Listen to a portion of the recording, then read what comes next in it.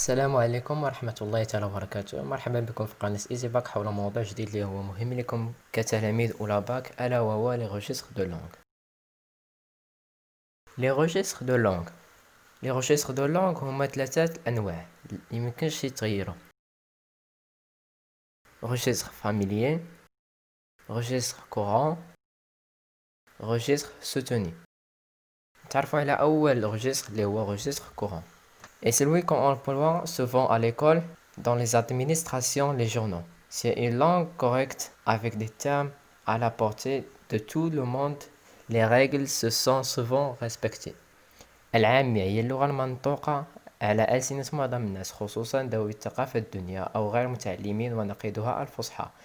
الدارجة هو مصطلح يطلق على اللغة المتداولة بين أفراد الشعب، وغالبا ما تكون اللغة الفصحى مكونها الأساسي، إضافة إلى بعض الكلمات الدخيلة من لغات أخرى أو مستحدثة محليا، أو تحريف لبعض ألفاظ اللغة الفصحى.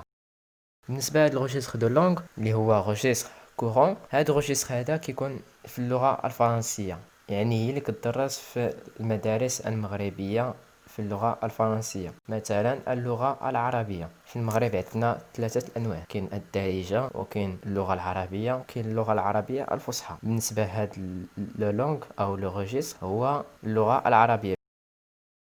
بالنسبة لروجيستر كورون كنلقاوه في لابوط أميغفي. Registre familier. Le registre familier est un registre d'une langue utilisé dans la vie de tous les jours, dans les conservations non formelles en remplacement d'un langage plus soutenu. Il constitue un des registres de langue en français avec le registre courant, le registre soutenu, le jargon et la grotte. السجل المألوف هو سجل اللغة المستخدمة في الحياة اليومية في المحادثات غير الرسمية لتحل محل اللغة أكثر استخداما. إنه يشكل أحد سجلات اللغة الفرنسية مع السجل الحالي والسجل المستخدم والمصطلحات والعامية. بالنسبة للغوجيستر بحال مثلا حنا في اللغة العربية حنا عندنا الدارجة المغربية. الدارجة المغربية في اللغة الفرنسية هي غوجيستر فاميلي. بالنسبة للغوجيستر فاميلي كنلقاو في رواية أنتيغون. ثالث غوجيستر هو الأخير اللي هو غوجيستر سوتوني. Le langue soutenue utilise des mots compliqués et raffinés. Le registre soutenu est employé dans une lettre officielle, dans un texte littéraire ou lorsque l'on s'adresse à une personne à qui on accorde une grande importance. Exemple, il réside dans une demeure cossue. تستخدم اللغة كلمات معقدة ومصقولة يتم استخدام السجل المستخدم في خطاب رسمي أو في نص أدبي أو عند مخاطبة شخص يعلق عليه أهمية كبيرة، مثل يعيش في منزل فخم. بحال مثلا في هذا الغوشيست هذا هو مثلا بالنسبة لنا كمغاربة اللي هو اللغة العربية الفصحى، كنقولوا لها لغة الضاد.